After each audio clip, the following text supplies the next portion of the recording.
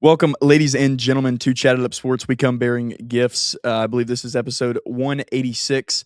The gifts come in the form of a Final Four prediction show as well as an NBA playoffs and NBA champion futures. I believe we're also going to look at some MVP odds for the league, and then we'll get into some what we watched later in the show. To my right is Chase Green. I think he's probably on the left on your screen. Joseph Manning, the producer, booth, and there's only one thing left to do. Hit it, Joseph.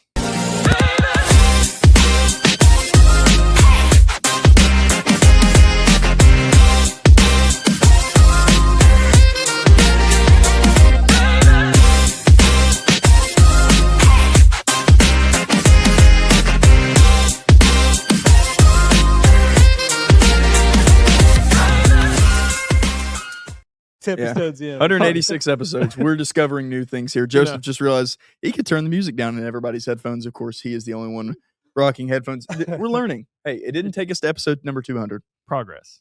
Yeah.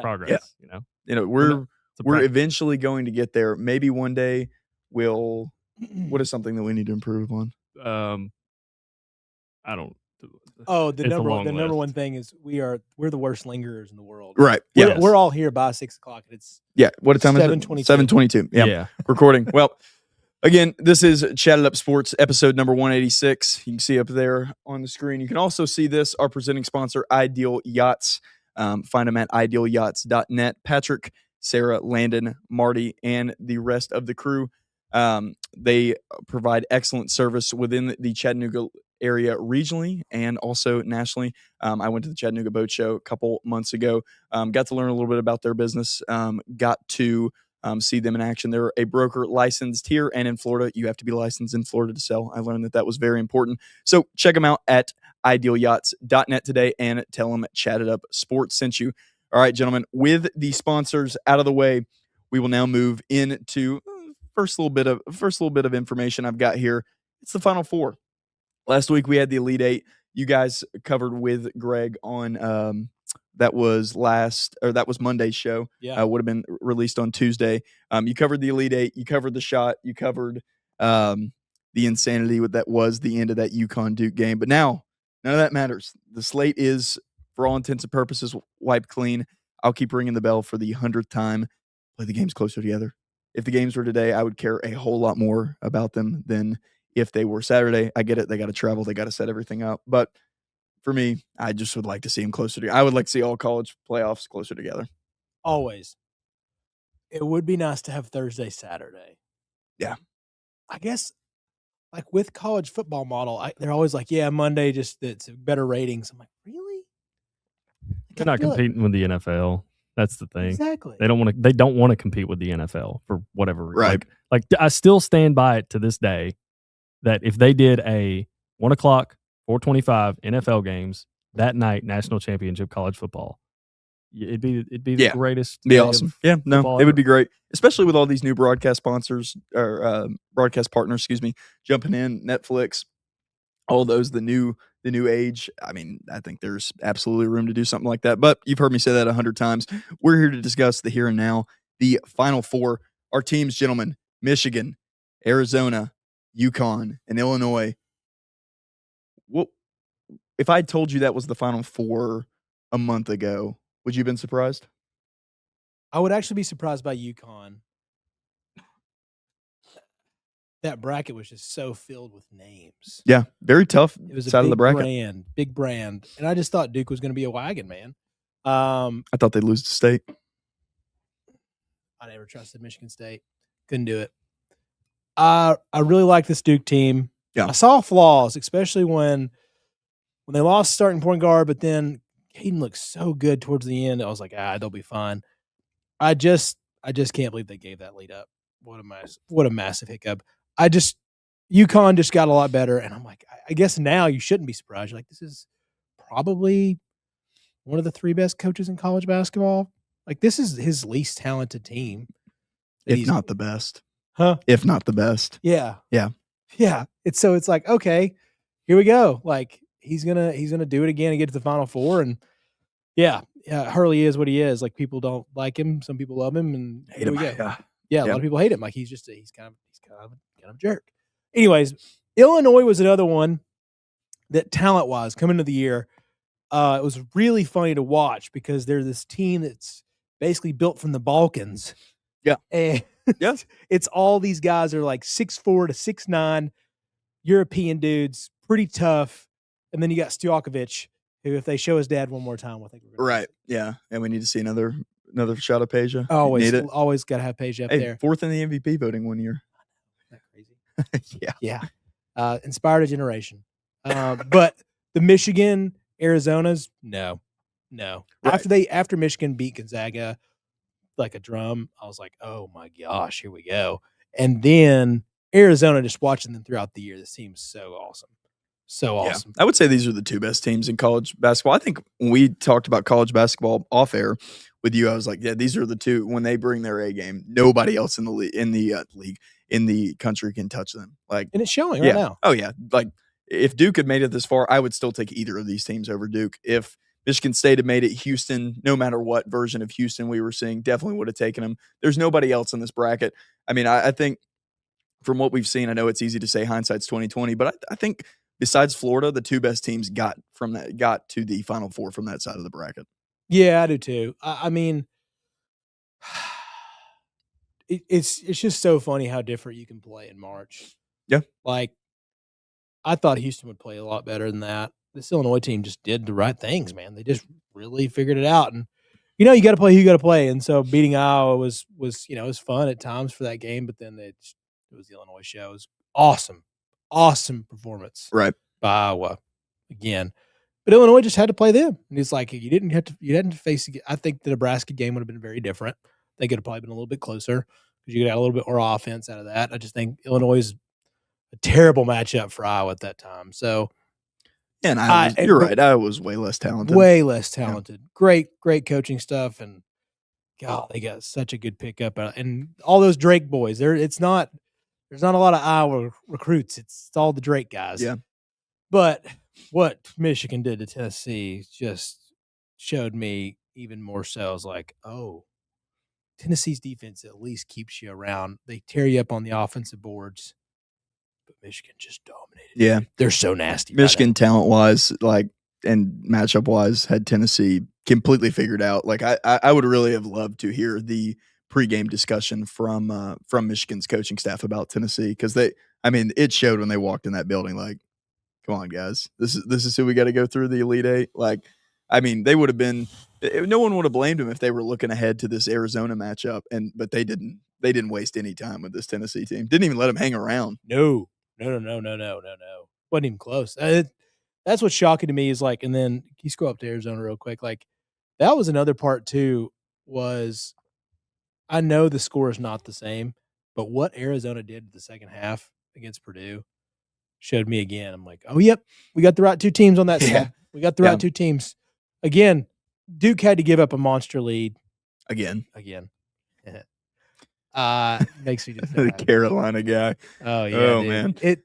There's nothing that warms my heart. Ah, man. And it just seems to always be them. I mean, last year, like, I thought the ding on Flag going into the year would be like, he's not clutch. Like, look what he did down the stretch at Duke. And he's put all those rumors to bed. But, I mean, time and time again, they get so close. I still think Shire's the right guy for the job. Like, I think he's got the program exactly where you want to be. Just got to finish. But I don't think they would have beat Arizona, Michigan. One of the points I had written down here, is Arizona versus Michigan the real national championship? We've had a couple of these over the years where 2 teams in the Final Four play on one side of the bracket, and everybody don't say it out loud overtly, but like, yeah, these are the best two teams. Whoever wins this game is more than likely going to take the national championship. Is that the case this year? Yeah, you know what this one feels like? The Georgia versus Ohio State college football playoff. And whoever's on the other side of the bracket's just TCU waiting. TCU. Waiting to get. Yeah. No, that's and we could have like a this ultra competitive game between UConn and Illinois, and it's not going to matter. No, won't matter a bit. That TCU Michigan game was awesome. It was fantastic. Everybody loved it, and then everybody accepted. All right, time to get beat. It's over. I really feel. To me, right now, it feels like UConn's Michigan, where you're like bigger powerhouse. They're getting there. TCU. This is what Illinois is, kind of. and then whoever's on the other side is just going to get buzzsawed. Yeah, it's going to be very close. The two most talented teams, the best teams playing right now, are those two. Yeah, this no doubt. I mean, I still think UConn and Illinois have shots. It's not like this is just far and away. I don't think so, especially because we've talked about it. We just talked about it. Hurley's on the other side of the bracket. I don't think you can count.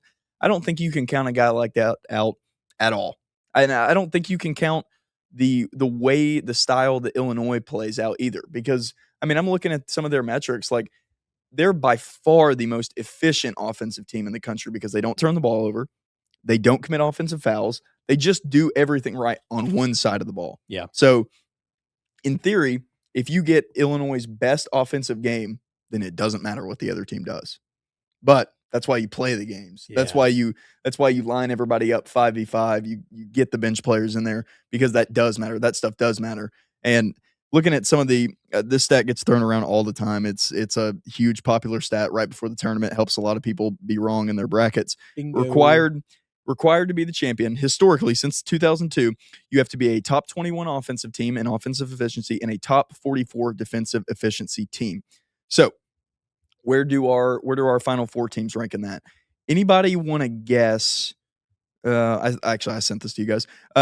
Illinois, first in offensive efficiency by a wide margin. So it's like the way they do it is they're like 1.2. Nobody else is in the 1.2s. They're the only team in the 1.2s. Michigan, fourth in offensive efficiency. So they're around and they're really good.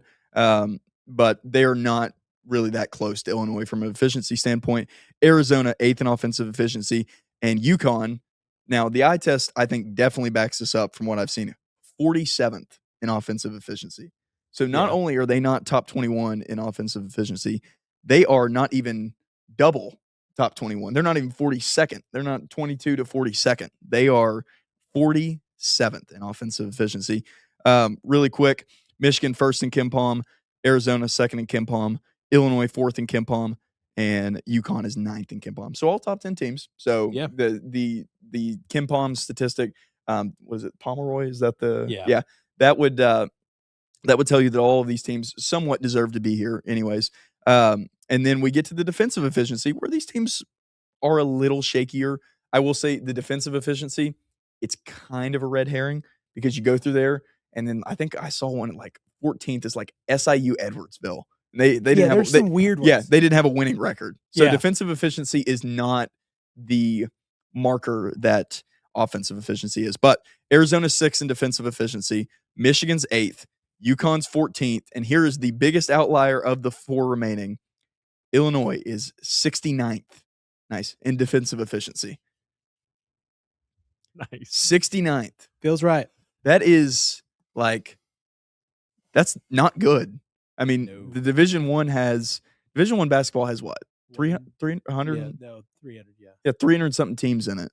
So Illinois is closer. Illinois is almost as close to the 150th team as they are to the first place team. I wonder if that's I'll look it up, but I wonder if that's the worst a team's ever been to make the Final Four. Oh, no way. Oh, no way. It's a bad one. Oh, look it up. Yeah. Okay. Figure out who it is. Yeah. I would say two. The only thing about it is playing in these domes. I know we talked about it. You got to feel better about the defensive efficiency ratings, right? Because it's such a slop fest. Yeah, like if you can play good defense and the balls are more inflated every year in the NCAA tournament over the past couple of years. The ball inflation has been a huge topic of conversation. So, all that to say, it would be very shocking to me if UConn or Illinois won this tournament, but just based on statistics that we've seen here, because I don't think the pattern's going to stray this year. No, I really don't. No, if we look at one of those two. If we look at odds, even Michigan plus 170 to win it all, Arizona plus 180, Illinois plus 400, UConn plus 550. So the books have adjusted. The books are saying whichever team comes out of that matchup of the century over on the right side of the bracket is probably going to end up winning this tournament. Yeah. And what's so funny is like there's 3 freshmen on Arizona. Yeah. That don't feel like it. No. Now, a lot of the love in the early tournament, like pre-tournament, while the playing games were going on, even the conference tournament, like this Darius Acuff kid, you got to see him. And he's incredible. Don't get me wrong. But I'm not going to lie. Braxton Berries may be even better than Darius Akoff. I'm not saying from a skill perspective, but from a guy that you would like to build your team around. Like if now a lot of these in college basketball, in college basketball, but even the pro, Mm-hmm. pro, a lot of these, like, you're looking for winners, and Burries just does, I mean, just so much. I mean, he does so much for this Arizona team that isn't necessarily related to skill. I mean, he's a shot creator, he's a game manager. Like, he does a lot of different things. That leads perfect in my next point. Who's the best individual player left in this Final Four? I've got a couple names here for you. Got Yaxel Lindenborg, who would be my pick. I won't spoil spoil it. We got Braxton Burries for Arizona, Keaton Wagler for Illinois, and then you can go a couple different ways on UConn. Braylon Mullins is where I kind of ended up. I'm not sure. I don't know. Maybe I'm that one. Biased. That's really hard. Yeah, I would say the best individual player left for me for the full season and especially for the tournament has been Yaxel Lindenborg. The complete 6'9", like true forward, has been just awesome for Michigan so far. Yeah, he's a frustrating guy. Like, especially playing against him, you're like, God, this guy just kind of annoys the crap out of you. Does everything. Yep, sick. My password's incorrect. I think Arizona's very tough because like Koa Pete played so good in that second weekend. Yeah. Man, it's probably Axel. Yeah. I wouldn't be mad at anybody that said Burries or Wagler, though. Yeah.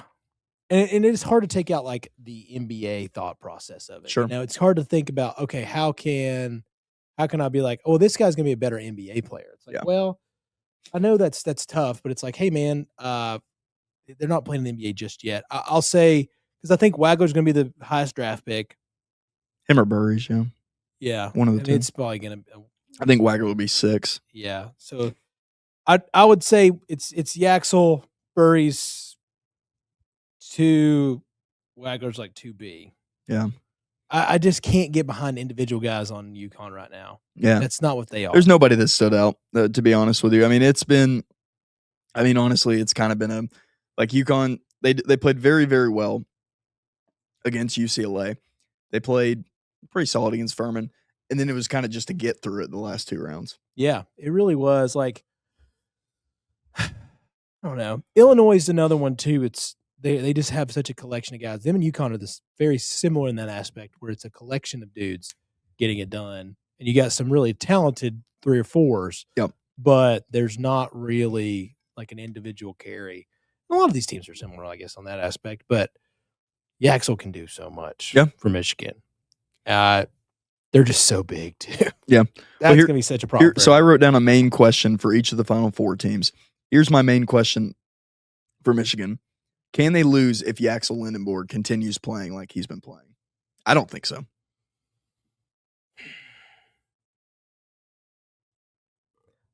I don't know. Like, if there's no drop off in play from him at all. Like, because what we've been getting is a highly efficient, impactful small forward / power forward on both sides of the ball who has hit big time shots when they've been needed. They didn't even need him versus Tennessee, but when they've been needed, he's been the guy answering the call. Yeah. That's the only thing is Arizona can match it with Pete. Yeah. Arizona can match it with Pete. The guard play has been so close to me. I think the collection of guys that Michigan can throw out there, they're just damn efficient, man. They're so efficient. I'm not the biggest fan of Mara.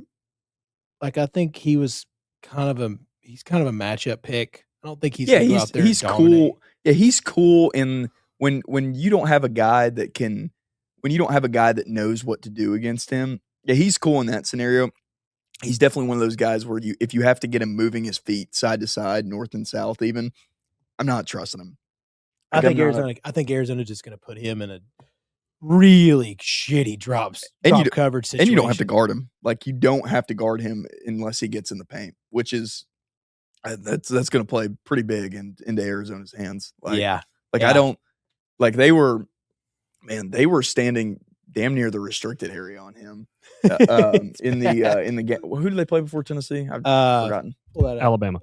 Yeah. They were standing damn near in the restricted area on him, and it was like, yeah, dude, and he took a couple of like misguided push floater, and they nowhere close. So he made the first one, and I was like, I didn't realize he could do that. That may be a problem if he can start hitting those.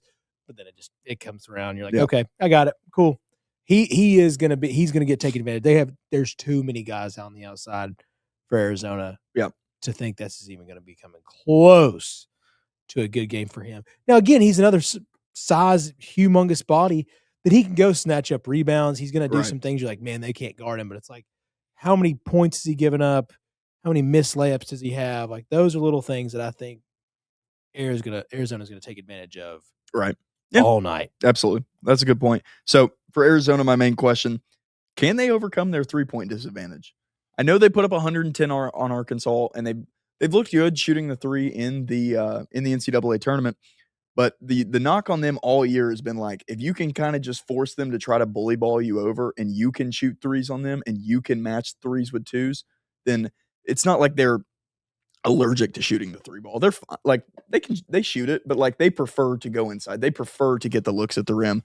My question is, does it even matter? Can Arizona just play their style without needing to shoot the 3-point? Yeah, I think so. I mean, I love this Arizona team because I think it's such a great way, because it's not like they're a bad 3-point shooting team. This is not a St. John's scenario. Like, sure. This St. John's is bad shooting Arizona. That's what that is. Like, that's who they are.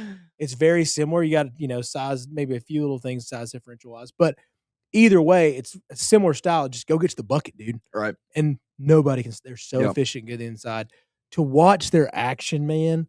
To watch these guys, the back cuts, the spacing, golly bum, they tear people up, man. Yep. And they score. They get on those scoring streaks, and you're like, holy smokes, dude. Sure. How the heck are we going to stop this team? And they're not bombing. Like, they can get hot from three, but they don't bomb. They're like, 200 and something in threes taken this year? Yeah, it's somewhere around there when I was looking at this. It's ungodly, dude. Yeah. So it's like kind of a weird way to play basketball nowadays. Like, I don't know. Like, it's gonna be so tough to stop, because I think that kind of play is perfect for the Final Four. And that's one thing I don't love about the Final Four is the arenas get too big. Sure. And that's a good feels point. Weird. It does take away a lot of the style and flair that you see teams play with throughout the year. Like, it kind of all condenses it down to, this is the Final Four. This is how you play. And I get that. It's supposed to be a spectacle. It's supposed to be a show. We want to get as many people as we can. It looks great. You want the whole fanfare. I totally understand that. But it takes away from the games just a little bit, because it's like a little different style of basketball, because there's just so much noise. Like, it's so cool to watch, like, all these like basketball influencers and whatnot, like, get up there and like they're going to these games. Like, it's so cool to watch, like, guys rise in this industry. So I just feel like it's just a different style. So defense is going to play out. We got what we asked for last year. Like, those games were awesome. Yeah, we got so many good games last year. So it can happen, but there's also so many games where it's like, it's 45-43 with 5 minutes left. Like, go look at some of these percentages from these championship games. Sure. It's like 26%, 38%. That UConn, it was Kimba's year. UConn Butler. Yeah. And it was there's a couple Butler games in there that are just like, it's like Brad Stevens was like, well, we're not going to score with them, so we might as well just lock everything up as tight as possible. And I think that more often than not, the Final Four does default to that. Before we move on, Michigan, Arizona, we'll get final picks. Chase? Arizona. I don't – it's really like 51-49. Michigan's so good. Yeah. Joseph? I'll go Michigan. Yeah. I'm going to take Michigan as well. 2-1. Sorry, Chase. You're outnumbered. It's all right. It's my guy, dude. They're an underdog. I cannot believe that Yaxel is like 16th on draft boards. I don't understand. It's just a fit. I get it. But if Zachary Reese can go 1, then give me Yaxel Lindenborg all day, man. Yeah. I mean, sorry to take a shot at your boy, but like, Come on, man. I mean, the number one pick turns into a really great 6-man. That's it. If that, yeah. I mean, yeah, I guess whatever he is right now. Yeah, they seemed a lot more interested in some other veterans on that roster. But oh my gosh, dude. Moving on to Illinois, UConn. We'll start with UConn. The main question I had written down for them is they've been struggling to a defensive standard that they've been held to over the past couple of years. Throughout the year, they've done well in March Madness so far. Can they rise? I looked up some statistics. Their opponents are getting over half of their scoring chances at the rim. Ooh. Yeah, in March Madness. So they're not converting as many as would be needed to beat a team like UConn. But Duke was like, I think it was at least, I think it was 27 of their 48 field goals came at the rim. It felt like it. It really did. And that's not normally something you see out of a Hurley team. And you mentioned earlier, they don't have they don't have the number one guy. And that's something I've harped on, I've harped on all year with them, has been like, they don't have the traditional NBA talent guy that kind of covers up some of the issues that you've seen with these Dan Hurley teams throughout the year. They don't have the book night. They don't have a guy like that on this team. Taurus has been Taurus has been really good, but it's just different with those guys. Like Taurus is such a guy that plays within the offense. Right. It's not like go give me a bucket. Where starting this tournament, you looked around, there's what feels like 15 guys that you really wholeheartedly trust to go get a bucket. Truly 8 to 10 where you're like, right. we have, and you definitely take it over studs in college basketball right now. Yeah. You take any of them over UConn's guy. You take any of them over Reed. Yeah, for sure. Yeah, 100%. And but Reed's played really well, and that's just what they're doing right now. I think they wanted Ball to be that. Braylon Mullins, again, he had an amazing shot, but it's been a very down year for Mr. Indiana basketball. Yeah, it is. This is not his year, but that's another part that's really weird about this team is what if they do kind of just figure it out for a weekend? Yeah, that's all you have to do. That's it. Like they basically just have to hit more shots than they've been hitting, and they basically just have to play a little bit better defense. And I think they're right there. They've not been a very, obviously from the stats you're talking about, UConn has not been a very great scoring team, but that's because they've just not been able to put the ball in the hoop. I feel like you watch a team, like they get some decent shots. They can find an offense every once in a while. Certain guys step up, but it feels like if one guy steps up, the other one falls apart. It never feels like it's all together. Yes, they can still win. They obviously have. They're still a 2 seed, but man, if this team just kind of figures it out offensively and makes more open shots than they have been and should make, right? That's a nasty team. Yeah, nasty team. Like you're talking like 3 or 4 percentage points on the year better than they have been. It's really good squad. Yeah, really good squad. You look up at this, or Joseph's got the stats from UConn Duke. You don't have to put them up there. UConn took 64 field goals in the last game. Duke took 48. Yeah. So if you're bringing back 14, 16 more field goal attempts per game than your opponent, you got a pretty good chance to win. But that brings me to Illinois, who is the number one team in offensive efficiency for a reason. I was looking at their stats earlier, doing some research for this. They don't turn the ball over. They do not commit offensive fouls. They do not take poor shots. So if you're UConn, that's how you won the Duke game. Yeah. Like you forced them into late turnovers. They got momentum swings. You forced them into some bad shots late down the stretch. Obviously, you have the 16 field goal advantage. My question for Illinois is, can they be the team that we've seen all year and that we've seen consistently, that we've seen throughout this tournament? Can they be the team we've seen all year now that everybody's getting a little tighter? You mentioned the arenas. You mentioned everything that goes into the Final Four. I'm going to mention the championship pedigree that UConn brings with it, the allure, if you will, that Dan Hurley comes with. Can they be the team under pressure that we've seen all year? Doesn't it feel like for UConn that just because they have a few guys have the experience of just knowing what this weekend is like, I just don't think people realize you walk into Indy this weekend, it's going to feel like the weight of the world is on your head, your shoulders, your feet. Like it's going to make you a little sick. Yeah. Because you're like, holy smokes, everybody and their mother's here. This is the one weekend where everybody watches college. There's no Masters to compete with this year. Baseball's already had opening day. Like this is your weekend. Yeah. Like I know like the first weekend's awesome, but there's just so much going on. It's not the same. This is the weekend. Saturday, everybody is watching you. And you're in a huge arena. It feels different if you've not played in that environment before.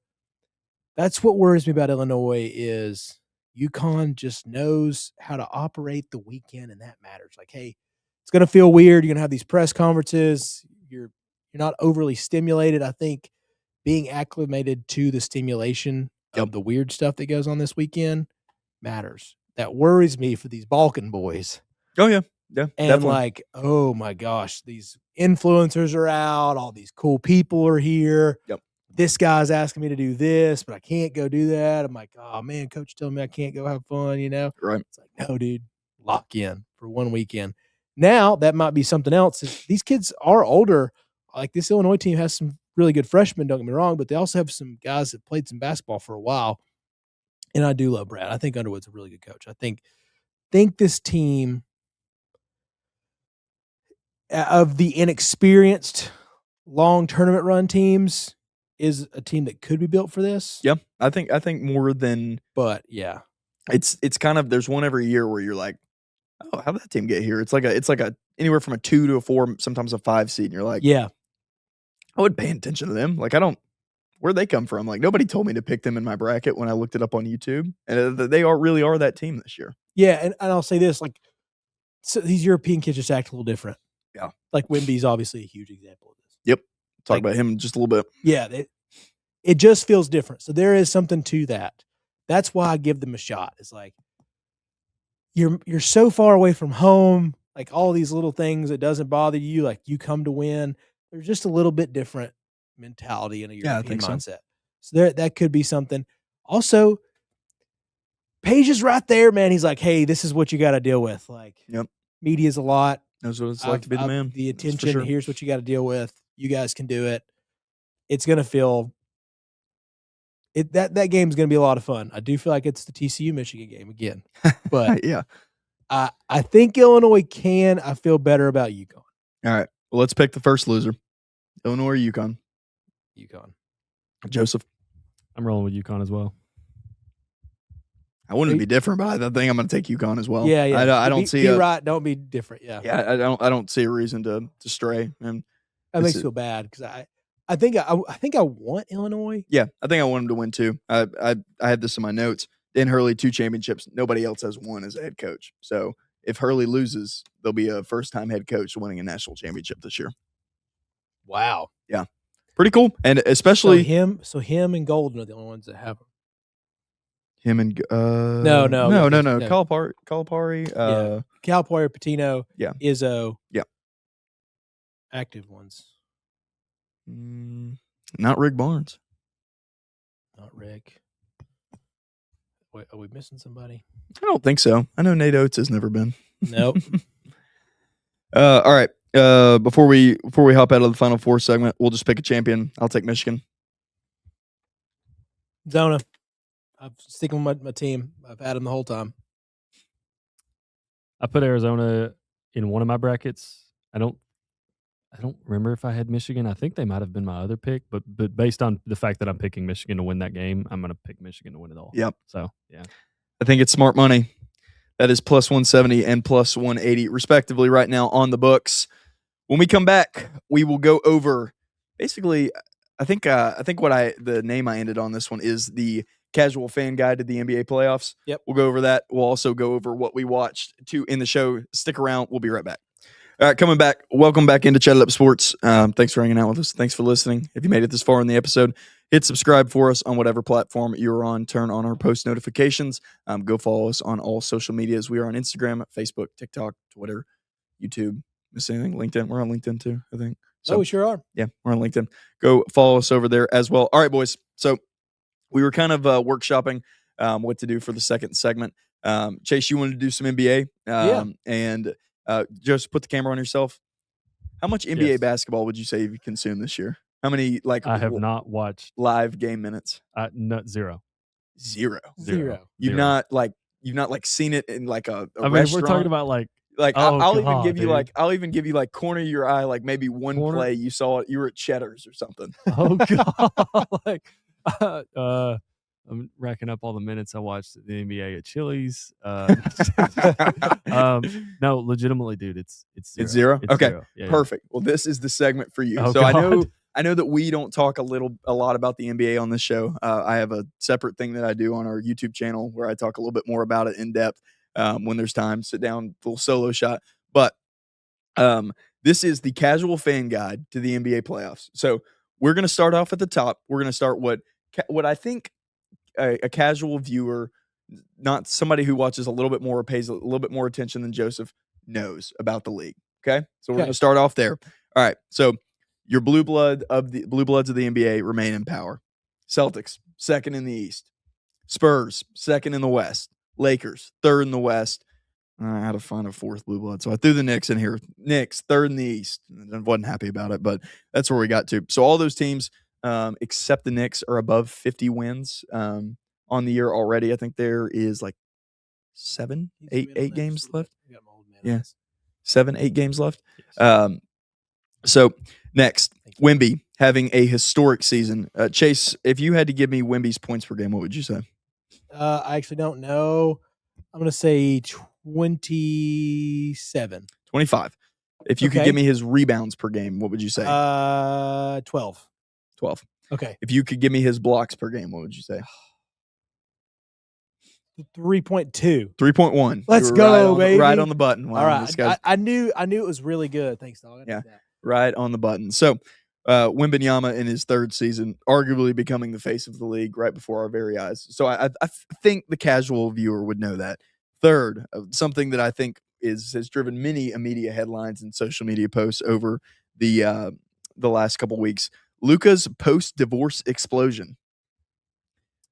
I've caught wind of this. Yeah, so Luka Doncic, star for the Lakers, averaging 33, 8 and 8 this year. Actually, 34, 8 and 8 if you want to give him the rounding or rounding up. Having a monster year, especially after the All-Star break. I'm going to read you his last 10, and this is just points.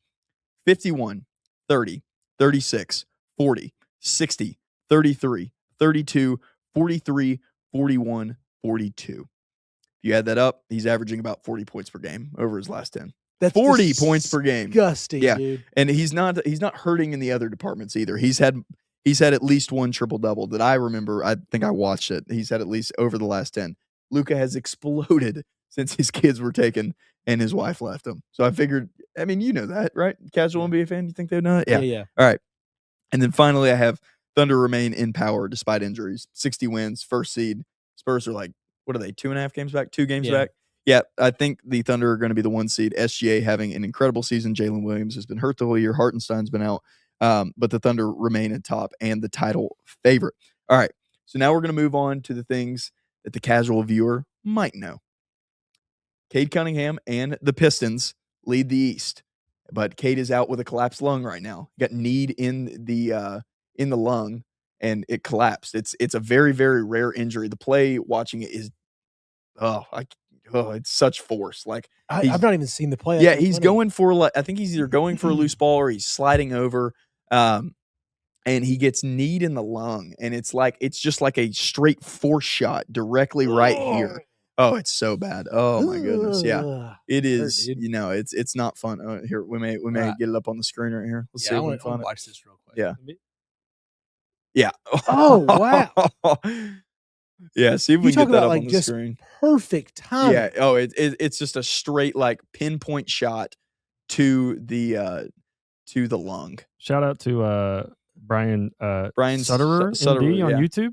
Yeah. I'm sorry. We're just gonna just want to see the beginning of this here. Yeah, right there. Goodness gracious. Just a knee to the hardest part of your leg, the most ample to deal that blow. So so he's out. There's not word right now whether he's going to be coming back for the playoffs, if he'll be in the first round. Not sure. They're the 1 seed. They will be the 1 seed. They have like a 4.5 game lead on the Celtics. Yeah. Or 4 game lead on the Celtics, which gets me to my next point. The Celtics are the 2 seed. Casual viewers like, oh, well, that's nothing new. Like that's been them for the past, 10 10 years. Well, they've done it without Jason Tatum for the bulk of the year. They've done it without what some would have considered their best player for the bulk of the year. Jaylen Brown has been an MVP candidate. Now he is, let's see here, he's 250 to 1 to win the MVP. He's not going to win it, but he's a top 5 MVP guy, a no doubt top 5 MVP guy right now. And they've done it with him, and they've done it with like the others, the guys that weren't able to play for them in the past, over the past few years. Baylor Shireman, Jordan Walsh. You get Neemias Queta. They signed Luka Garza over the offseason. He's playing big minutes right now while Vucevic is out. It's the most surprising 2-seed I've ever seen. Oh yeah, it's shocking. And Tatum's back now. They haven't missed a beat. He's right back in. Had a 25, 18, and 11 last night. This is the fastest an Achilles tear like ever. Not in it feels like. Well, not in like sports overall, because football you can come back a lot quicker because you're not jumping as much. Yeah. So like football, it's like a 6 to 8 like length time for it, because like a running back can come back from that pretty quickly, relatively speaking. Yeah, relatively speaking, of course. But yes, in basketball terms, there's another guy, he plays for the Heat right now, Drew Smith. He came back in about the same time frame, but of course his name's Drew Smith, not Jason Tatum. So, so it doesn't right. matter. So yeah, he doesn't matter as much. He still plays for the Heat. But anyways, moving on. The Lakers are the 3 seed, and LeBron James' team is a legitimate threat for the playoffs. But right now, LeBron is no question their third option. Like not even like, oh, LeBron takes over in clutch time. No, like it's Luka and it's Reeves before LeBron. And he's awesome at it. He's like LeBron is a good third option. Like his basketball mind has now figured out like old man 41-year-old LeBron. I'll give you 14, 7, and 6 with no issue. I'll be great. I'll come up with defensive plays when I need to be. And they've been one of the best teams post All-Star break. They've been, besides the Spurs, they've been one of the best. It's so strange because that's another team that goes into the year with this team. You're like, here we go. Ayton, defensive issue, wants the ball more. Old Marcus Smart. Luka and LeBron can't work together. Let's be honest. You can't have 2 white guys out here dominating the ball. Like, it's just not going to work. Yep. And Reeves is just an absolute bucket of tubs, dude. Yeah. I think the time that LeBron was out early in the season when they had when it was, and Luka was out for a little bit of this time too, when Reeves was the main guy, he was dropping 50, I think has helped this team more than anything. Now, just gave the confidence. Yeah. Now, post trade deadline, obviously you're on a LeBron team. You don't have to worry about being traded anymore because he can't do that. But I really don't even think LeBron has the power to do so this year either. Like I think this team is now moving as Luka Doncic moves. And it's like, yeah, LeBron, we know you're still here. Like, let's get you a ring, buddy. But let's get a ring for Luka and the Lakers first. Yeah. So, moving on. The Spurs, we talked about them a little bit. Wemby's historic season. They have a legit shot to win the title. They're not just like one of these like fun regular season 50+ win teams that you see like the and I don't know if they were 50+ wins, but the year that the Grizzlies were the 2 seed. They were 50+ wins. I think they were 50+, but they and everybody was like, yeah, cool, like good job, Ja, and the rest. But let's get to the real show. And of course, they go out to the Lakers that year, I think. And Grizzlies have not been heard from since. But the Spurs, despite no historical precedent saying Stephon Castle in his second year, Victor Wembanyama in his third year, Dylan Harper in his rookie season, De'Aaron Fox and Harrison Barnes really being the only 2 like actual veterans besides, I guess, Luke Cornett on the team that get minutes, are playing legit roles for these teams. Besides all that, there's still legitimate thought that this Spurs team, because of the freak of nature that Wembanyama is, because of the progression of Stephon Castle, because of the kind of like weird off the bench, like Dylan Harper may be the best player on this team by the time it's all said and done. Facts. Like, there's still thought that they can do it. Yeah, we are in Wemby's gonna change basketball era. Like this is the size just doesn't even make sense. Like this is not. He and I are just not the same species. Right. I was watching the Warriors Spurs last night. It was the late game on ESPN. And like, I was shocked when anybody went in the paint and tried to shoot over him. And there was a guy shout out to Nate Williams on the Golden State Warriors. He got 2 layups over him. And I was like, oh my, can he do that? Yeah. Is that allowed? Like, I wasn't sure. It's like watching I'm trying to think of a good metaphor. It's like I guess like what was like watching the moon landing. Like, oh, like we can go up there all That's of a sudden. sweet. Yeah, wow. We're on a different body of or what would you consider the moon? A different telestial body? Is that the right word? Probably right. Sure. That's a good reach. Sure. Telestial. I love Yeah. it. I think that's in Mormonism. Yeah, I'm it's not probably gonna not the right thing. lie. But that's fine. We don't claim to be smart guys here. No, not at all. All right. Finally, casual viewer may know Nuggets have been banged up. Jokic has been a little rusty. I have him on here as a 60-1 MVP favorite. He's still been good.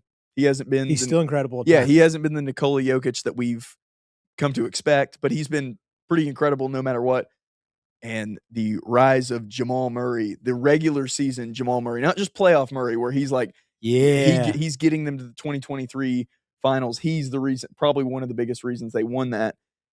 Jamal Murray regular season he's been taking it serious this year. Yeah, this is a different monster, Jamal Murray. I know, it's crazy, and it feels right because like I feel like Jokic needs that help a little bit more on the scoring end. And look, when you say the Joker is down, he still had a 40-20-29. Right. So it's like the other night. Yeah, too. it's like what? Yeah, it's still unbelievable stat put ups. It's just the efficiency to where we're used to him. It's just so crazy. I know. We're used to him like shooting like 70-50 for a stretch. Like that hasn't been there. Yeah, it's like he's only shooting 50-38, guys. Like just historical numbers. Unbelievable numbers. That is where we're at. Like we have guys with Luka, Wemby, and Joker. Yeah.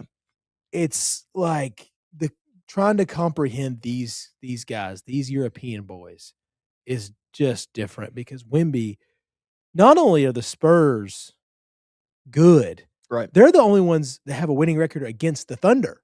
Now I know there were some injury games, but there's two legit wins in there. There's two very legit wins, and these guys can really do it. Like we're about to get a very special series out of that. Yeah, no, if that's the Western Conference Finals, it's like, hey, honey, got to shut down my life for just a week or two, just to watch this. Like, take care of the kids. Like, I'll be back. Like, I'm going to Harrah's Cherokee Casino. Like, I'm gonna make sure I get this on the big board.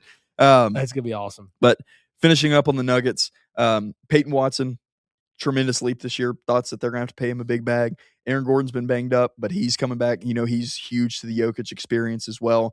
The Nuggets absolutely have the team. They kind of every year you kind of know like, hey, the Nuggets, why don't they have like 60 wins? Well, they kind of mail in the regular season there towards the end, which is it's a weird strategy. It's not one that I think you should get in the habit of, but you know, it works for them. So, all right.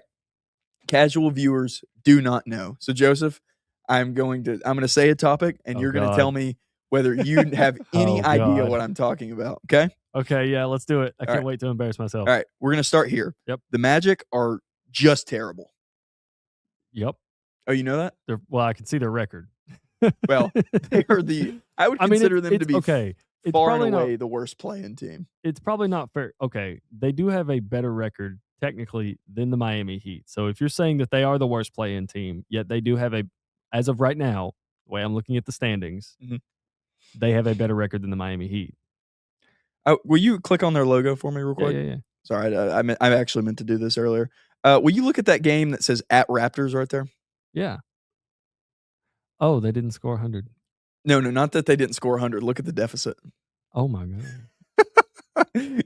And will you look at that game that says versus Pacers and tell me the result? The team that has 15 wins on the year? Listen, I never claimed to know a lot about basketball, especially NBA basketball. You know what? Hey, Magic, you suck. Yeah.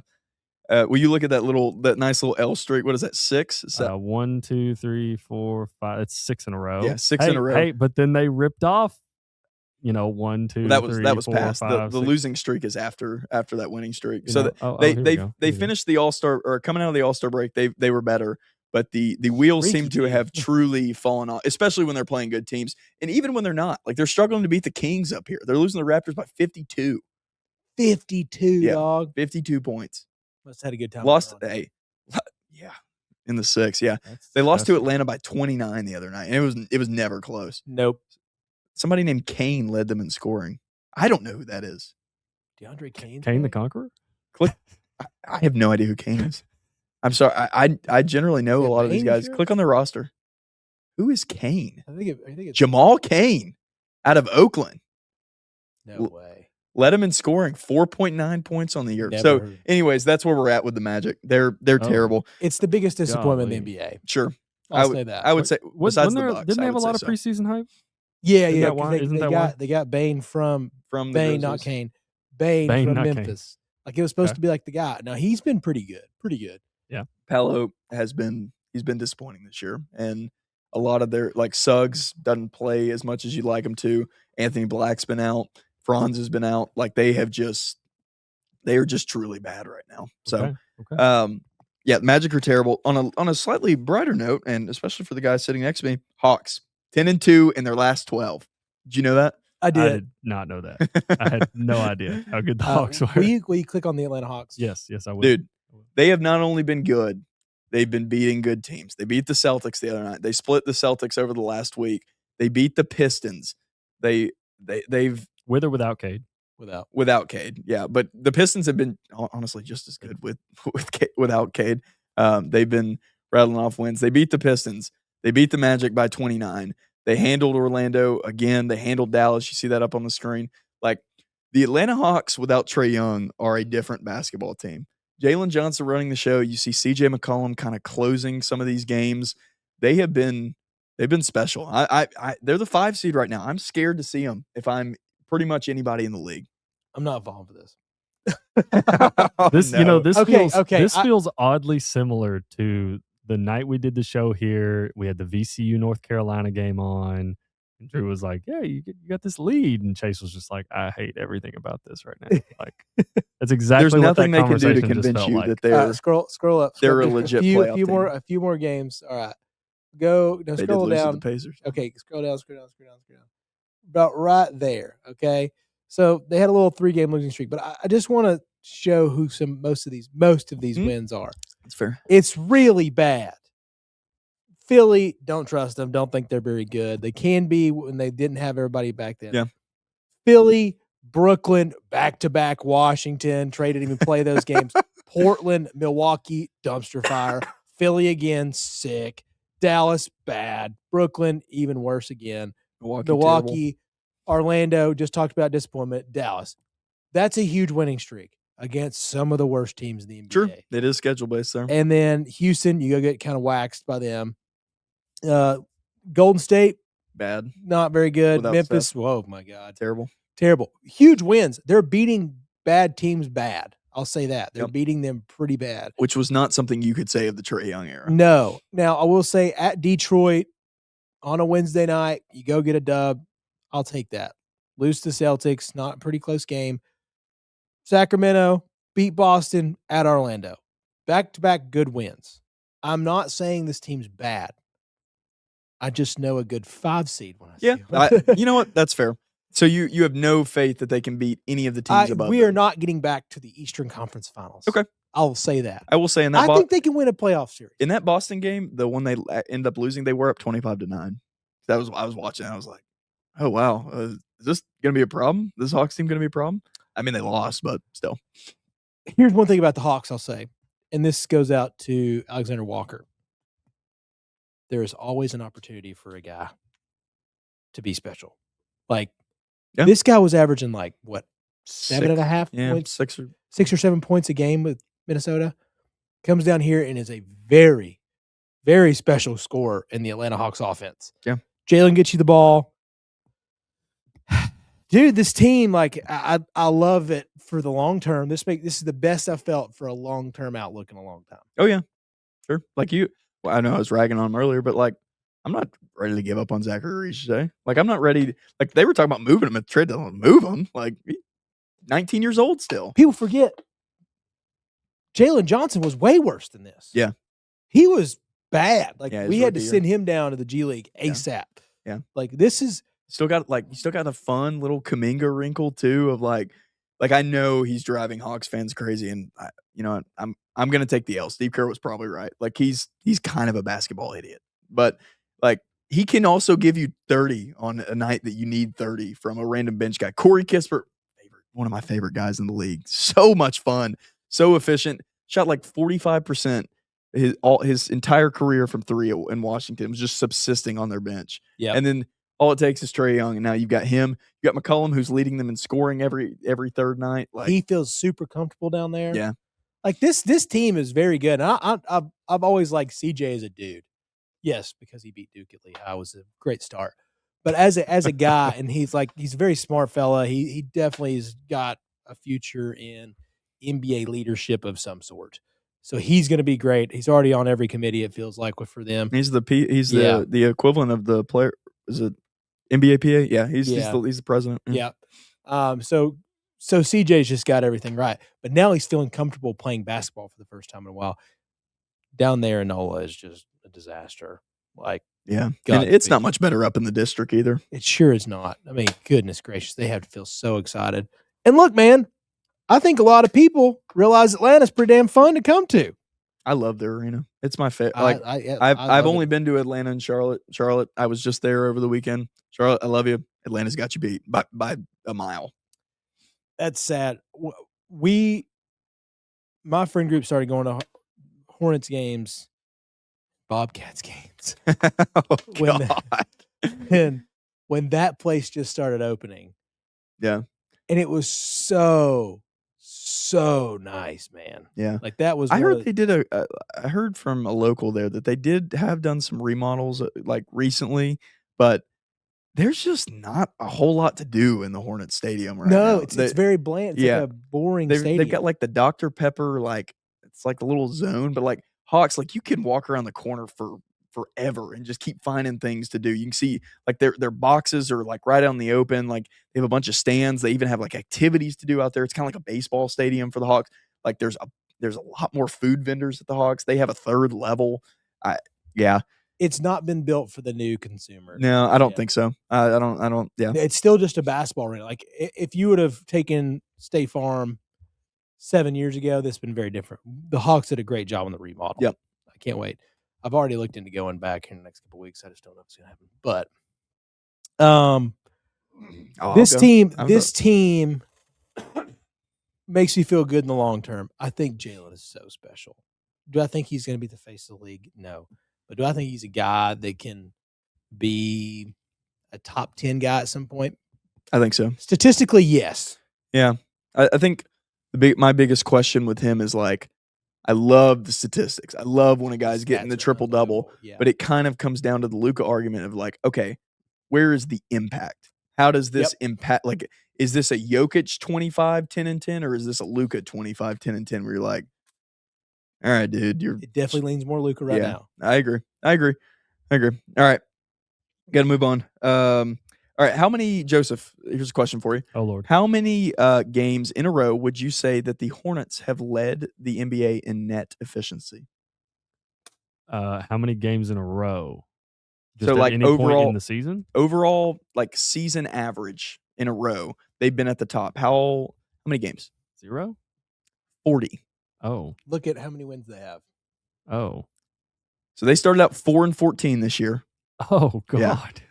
And now Buzz City is alive. I will say, the city was behind them in the game I went to. Went to the Sixers game. They blew it. Whatever. But, I mean, they put up a convincing fight against the Sixers team. Enough to where I'm like, okay, there'll be at least somebody that you're like, ugh. Like, past couple of years in the East, the 7-8 seeds. Like, it's been so bad. Do we really have to play this series? Do we really have to play the Heat? But I would say whoever, unless Orlando somehow comes out, I would be drooling to play them as a 1 or 2 seed. But unless Orlando comes out, I would say the Heat aren't great. Like, but Hornets, Sixers, Hornets, Sixers. I'm legitimately like kind of like I'm not sure I really want to see him healthy. Embiid, healthy Paul George. Paul George, by the way, had like a 30-pointer the other day. I know. These guys had are multiple coming around. Yeah, Maxi's still there. He's coming back off injury. He's ramping up. Yeah, but we said enough about the East. Moving on, this is something I just wanted to note. Suns are the 7th seed still. They're 42-34. A lot of it is schedule based. They can't really beat good teams. But Dylan Brooks has been out, and I know that sounds kind of crazy to say that, but he's very important. Dylan Brooks is very important, and they can technically still sneak into the playoffs. They won't. but they'll more than likely be the 7th seed. 7-8 is going to be a great play-in matchup. Suns Clippers, if Kawhi is healthy, going to be really fun. Clippers have been really good with Darius That's Garland probably and like Mathurin. that's a weird two of the best guys in the NBA matchup. Booker Kawhi. Booker Kawhi Yeah. is just like that's one you want for the play. I hate to say that because like you don't want those guys in the play-in because you feel like they're too good. Like this is an unbelievable Kawhi season. Oh, it's his best. That's what's so crazy. Yeah. And he's such an afterthought. Yeah. Like that's the thing. If they make it, that's another team that I'm not wanting to see. No, I don't want to see any of these teams. If Curry's back on the Warriors, I mean, the Warriors will lose to the Thunder or the Spurs if they had to play them, but yes. I don't really want to see that. Like, I don't really want to take the chance that Stephen Curry is just the best player in the world for a couple weeks. Like, I don't really want to take the chance that he hits another gold medal shot this time in the NBA on me. Like, I don't really want to see this version of Kawhi, a reinvented Darius Garland, Benedict Mathurin, everything that the Clippers can offer. Probably the Blazers. I'd be okay with seeing them. Like they're heck yeah. Yeah, like they're cool. Like they've got the old man Drew Holiday, like Denny Avdia is kind of empty calories to be honest. But I don't want to see the Suns either. Like they're very comfortable against the league's best teams. They have Brooks. You know it's going to be a scrap fight. Like I don't really want to see them either. So with all that being said, boys, I've got some championship odds here for you. I don't want you to pick who you think is going to win. I want you to tell me your best bet. Okay? Okay. All right. Thunder at plus 130. So they're the proverbial favorites by a long shot. Celtics at plus 550. Spurs at plus 600. Nuggets at plus 800. Cavs at 13-1. Knicks at 16-1. Pistons at 25-1. That one surprised me. Lakers at 30-1. And I threw in just for fun the 76ers at 80-1. Your best bet. Best value for the money there. Nuggets. Is mine as well. I'll give you two. Nuggets. Spurs. I had the Nuggets one.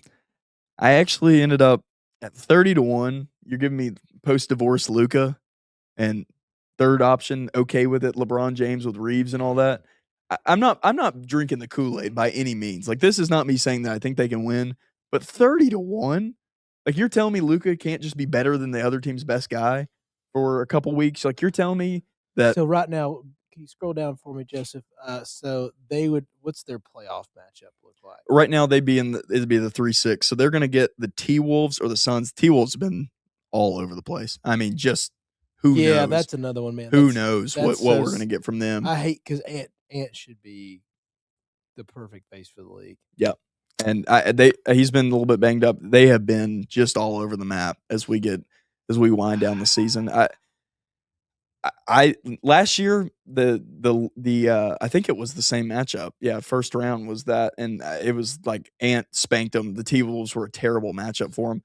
But this year, man, there's just something a little bit different about this Lakers team. At 30-1, they go through the Timberwolves, and then they've got to go through the winner of the 2-7.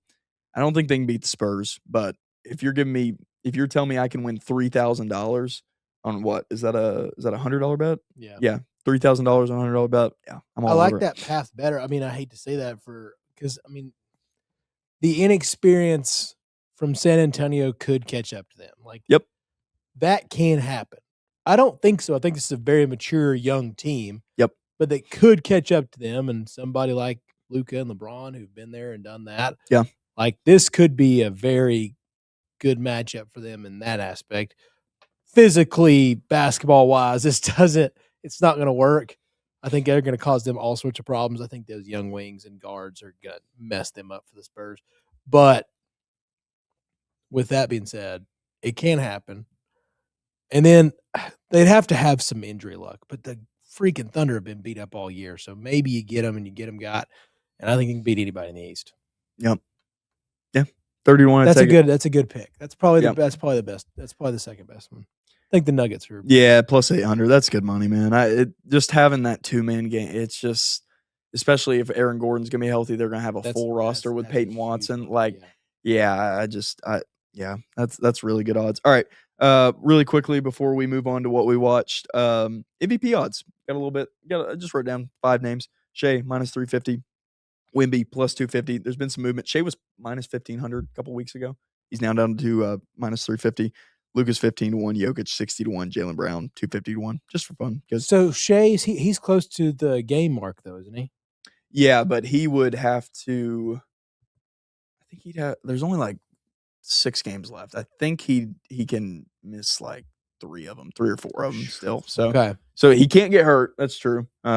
But so is Wemby. Wemby's at like 61. I know, so like, very close. Yeah, so it's going to be close. So, same with Luka, same with Jokic. Like Jokic only has one more game. So like if catastrophe strikes these top 4 guys, technically at 250-1, you could be like, yeah, Jaylen Brown's already at the 65 game mark. Throw a long shot bet on there. Like that's why it's 4 sprained ankles away. That's kind of why it's worth it. Yeah, I think so.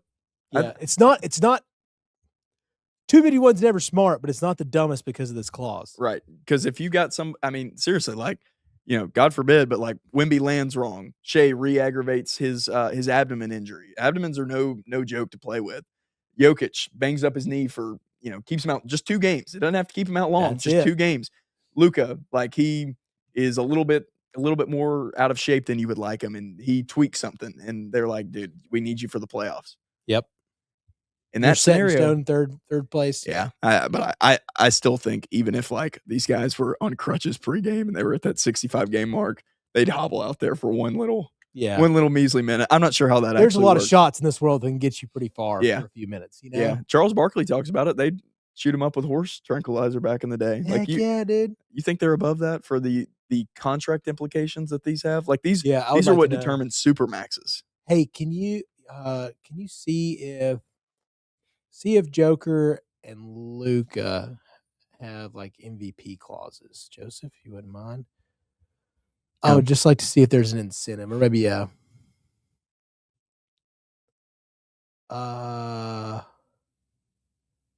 nothing really. Yeah, it would be a contract clause. Yeah, see if you can just say incentive, like, or something. We can probably cut this part out. Yeah, that's all right. We'll just keep it rolling. It's a podcast, bro. You can just kind of we'll let this run. But anyways, I just wanted to see if that was going to be a part of it. But I really do think that the 65, the 65 game mark is a little tougher than people thought. Yeah, I think it's a good idea because realistically, when the rule was put in place, I think we forget now. Like people were missing 17 games plus for just to hang out, just rest. Like didn't want to put the load on the body, but now it's like we have legitimate injuries this year. Like Cade Cunningham is probably going to miss All NBA because of this collapsed lung, and it's like what he's been the best guy in the East besides Jaylen Brown. Like why is Cade Cunningham being punished because of a meaningless game in DC? He gets kneed in just the right way. So Silver came out the other day and announced that they're not going to roll it back. So they're sticking to it. I think it's a good idea. Like you need to like, and it obviously if it tremendously impacts the award voting, like they'll change it. Like it's going to have to be multiple years. I'm glad for once he is standing on business because this does feel like an anomaly year for injuries at the top. Right. So this is going to feel weird. And you're like, well, what? It's like, but this didn't happen last year. Sure. It's the guys that were just hanging out, Kawhi, Joel. Like, it's like, we can't give you that. Sure. So anyways, good question. All right, boys. I think we covered everything NBA. Finally, favorite segment of the week. I love it. We talk through all the sports. We get through everything that we cover just so we can get right here. What did we watch? Joseph, you've been quiet this episode. What you got? So yesterday, my brother and his wife took the girls. They wanted to go see the Super Mario movie, new Super Mario movie. Oh, the Galaxy. Yeah. It was awesome. Personally, as a big nerd, I was a huge fan of it. People were hating on it. I really liked the first one. I mean, I could see why people might hate on it if they're looking for like some, I don't know, really interesting plot or super deep plot. Like it's a Mario movie. That's not what it's. That's not what it's for. That's not the purpose of this. Is to make a movie out of like one of the biggest video games ever, and at least make the narrative make sense, and then put in a bunch of like homages to the series Yeah. and games. Like me personally, as a huge like growing up playing Nintendo games, playing in the Nintendo 64, Super Smash Brothers was a big part of my life as a kid. So was Star Fox. Yeah. Yes. Yeah, So, I've heard he's in the movie. Yeah. Yeah. So that I didn't know that going in. Oh, cool. So when they showed him, I was 5 years old in that Yes. chair, dude. Like That's cool. I was instantly 5 years old. It was awesome. I thought it was really good. Girls really loved it. That's the important part. Yeah, right. But it was fun. Yeah. Super Mario Galaxy movie was I think good. the Good point watch. of those movies, the first one for me was like, ooh, shiny gold coin. Like, look, Yeah, there's exactly. there's Donkey Kong on screen. Like, I thought that, Yeah. like, I thought Yeah. the way that they used like the carts and all that in his world, like, I thought that was cool. Like, I saw people Yeah. ragging on it, like, it's just references. Like, that's what I want it to That's be. kind of what that's kind of what this is. Like it's different. Like when you make a game, when you make a movie or television or something out of a game like that, out of the Mario series, where it doesn't have, I don't want to say it doesn't have a narrative, but like the essential narrative of the game is Bowser kidnaps Princess. You got to go through levels. It's not the same as playing like The Last of Us. Yeah. You know, as someone who played The Last A of Us. developed story Yeah, game with like big. Do they have voice acting in that? Yeah, they do. Yeah, they have voice acting in it, and they did. I think they did the like the motion capture animation and stuff Yep. for that video. And the story, the video game is a streamlined narrative. Like you are playing a story. Yep. You're not just. It's not the same as playing like an open world video game or like a like. So that I get it if you're critical of the narrative because it's like, hey, you didn't match what was like the original. But video game movies never do that. Like that's my whole. Yeah. Like every time somebody's disappointed in a video game movie, I'm like, dude, like they're just putting a video game on screen. Like it's so hard to. It's hard to give because by nature, the best way I've seen this explained is a video game gives you that you're the player. Like and everybody's looking for how they experience the game on the screen, and it can't please everybody. Yeah, and it's a different way to experience that's really all it is it's a different way to experience a story. Yeah. Like it is versus reading a book or watching a movie, like or watching a TV show, it's way more interactive. So it's a different experience. So like I personally I enjoyed the first season of The Last of Us. Like I thought it was pretty good compared and that's someone who I loved the video game. It's like one of the best games I've ever played.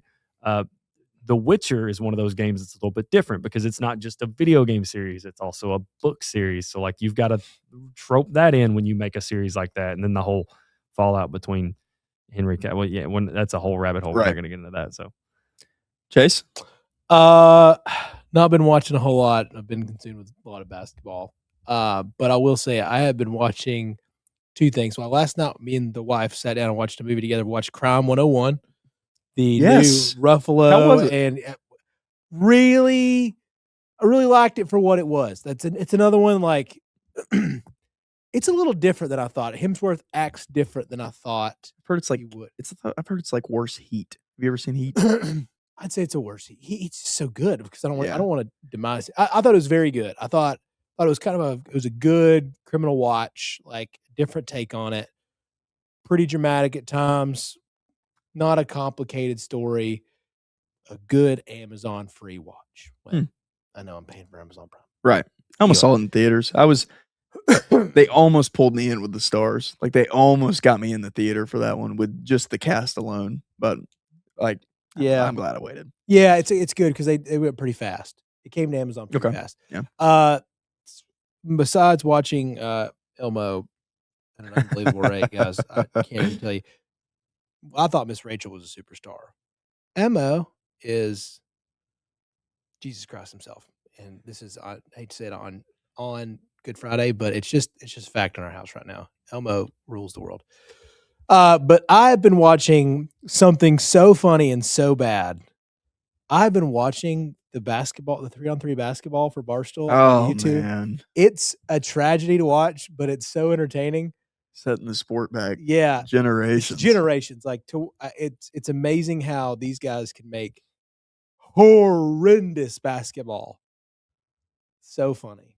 Yeah. It's you know, after everything, I don't really get a whole lot of time at night, and so I'm just like, we're just watching like dumb television, like whatever. Turn your brain off stuff. It's just turn your brain off stuff. We finally sat down, like, let's watch something with at least a little bit of substance last night. So Crime 101 was pretty good from that standpoint. Other than that, I've been watching just bullcrap YouTube or whatever else. But these games are hysterical to watch. Yeah. And it does make me feel better about some of my game. I'm like, well, I think even right now, I'd probably go out there and whip some tail. So it makes me feel better. So I needed that sometimes. All right, to finish up. So I've been watching the original Law and Order series, like before they brought it back, like before they rebooted it on I think it's NBC. So there's an episode of that. Yeah, there's an episode of that show that I love more than just about any episode of television. It's called Aftershock. It's the season finale of season 6, and it features the main characters watching an execution, and then the fallout from how they all deal with that, from like, and it's a horrible crime like that this guy's been convicted of. And I won't spoil it, because if you haven't seen it, it's so well done. Like it's one of those that I remember, like I think about it like in my daily life. Like I'll be like, yeah, it's that good. So forever, Law and Order has not been on any streaming service. Like they've kept it off. They know what they have in that show. Like if you want to know what happened to network television, it's that they don't make shows like that anymore. Yeah. So I've gone through, since finding out that this was on Hulu this was probably on the Charlotte trip, so Saturday, I have been through 2 full seasons of Law and Order. Dang, Oh, dude. boys grinding. And this is dude. not Dang. this is not like streaming series like 10 episodes. This is like 24 episodes a season, Law and Order. Like I have 40 it on, minutes. Yeah. 40 minutes, like ads. Like I've just been banging You've been them out. grinding, dude. Yeah. And it doesn't disappoint, man. So I started at the beginning of, because the end of season 6, I started at the beginning of season 7. I'm right before the season finale of season 8. And there's a lot of people out there that I think would do a lot of good from watching this show. Like politically, morally, everything. Like it is a true look at the American justice system in its entirety. Like if the show was made today, there would be so many people crying like, this is why we hate the police, unethical, like look at this. And truly, like some of that stuff in there is probably legitimate. Like there's legitimate points to it, but at the end of the day, like the main characters are always out to do the right thing in what they see fit. So if you haven't watched it, if you're struggling to get into it, just pick an episode. Like it's so good. Like is it one of those? Is it following a story the whole time? So it's one of those where Law and pick up on Order, it technically there's 25 seasons, I think. It's kind of one of those. And like they swap out the detectives and the ADAs and the district attorney and the captains. Like they swap them out quite a bit. But it's one of those that it's episodic, but it's also serialized for the characters that we're involved with. So like it has plot points that are kind of like the sideshow, but the main focus is always the investigation. But the sideshow of like what happens in these characters' lives is like it's all Okay. Yeah. Okay. Because that's one thing I've always like. That's what they did a good job of back then. There was plenty of those where you could pick up on at any time. Yeah, you can jump into any episode of this show and you'll be like, well, I've never seen this show before, but like I know what's happening now. I know everything that's going on in the show. So again, if you wonder why network television died, it's because they don't make shows like that anymore. That's so funny, and they're trying to do a better job of that now because they're doing the release it every week. Yep. More so often, but you still have to make it a giant movie. Yep. Because of most people are going to wait. Joseph, you were just talking about like you're going to wait until it's all done. And you want to watch it all in one run. I am a serial waiter. This frustrates numerous people that I know. But yeah, I am not a week to weeker. When Netflix came out and we got these streaming services and they started dropping whole seasons on me, I was like, this is incredible. I'm a huge fan of this. And then now we're slowly reverting back and they're like, you know what? We're going to give you a week to week. And I'm like, you're not going to do that to me. I refuse. I will not partake in this heresy. I will wait until the whole season's done and then I can watch it as I want to watch it because I cannot stand cliffhangers. I can't do it. If I like because it's one thing to get a cliffhanger at the end of a season. Okay. That is what it is. You got to wait. Yeah. You're just prepping for it. But these midweek, like episode 4, and now I got to wait 7 days for episode 5. No, I just can't do it. No, I'm out. I'll just wait and avoid spoilers and I'll just watch it. I got about 6 shows loaded, ready to go. Haven't spoiled any of them. And I'm just about to unload. I have to tell you about. Oh, we lost it. No. It's all right. I'll fix it. Hang on. I'm going to keep talking while Joseph fixes the camera. I have one thing because I truly believe I felt two emotions in about 3 minutes the other day. And it was because of the boys, actually. Is season 5 out? Not yet. Okay. So season 5 of the boys comes out next week? Yeah, I think it's next week. Next week. So I felt these emotions, Joseph. Actually, the same way you felt, because I saw how the episodes will be released. And the first day is going to be first 2 episodes, and then it goes week by week. So in my mind, I did forget this was the last season. Yep. So I read through that, and I was like, so at this point, I do not know this is the last season. I'm just not thinking. I read through that, and I was like, dude, we should have at least 3 episodes in the first day. Like, give me 3 hours worth of just nonsense, okay? And then I was thinking, I really would just rather wait on this. But then I was like, oh, yeah, it says series finale. I was like, oh, yeah, it's the last season, duh. And so in that, it flipped my mind. I was like, yeah, I want this to last longer. So I do want this to be week by week. So if it's the series finale, then I'm like, yeah, I want this to last longer so I can keep going because I like the boys. It's definitely fallen off a little bit, but like I like the boys. If this was season 4 and I knew we had one more season, I'd have been pissed. I'm like, I just want to binge this. So I realized in that moment, per stipulation, I am a binger. I understand. I'm also not a waiter. It's there's 2 heads to the sword. I don't know. I don't know what I am. Yeah. Don't let anyone confused tell you how to live your life as far as watching your shows. Yeah. I'm bi-seasonal watching. Do whatever you want. Yeah. Yeah. You pay for it. It's your media. That's what you should do. Guys, it was a great episode. Episode number 186, Final Four NBA. What we watched is complete. Again, I'm Drew Rogers. That's Chase Green. Joseph doesn't have a camera anymore. We love you. Thanks for watching. Hit the bell. Hit the subscribe button everywhere. Follow us. And we'll see you in the next one.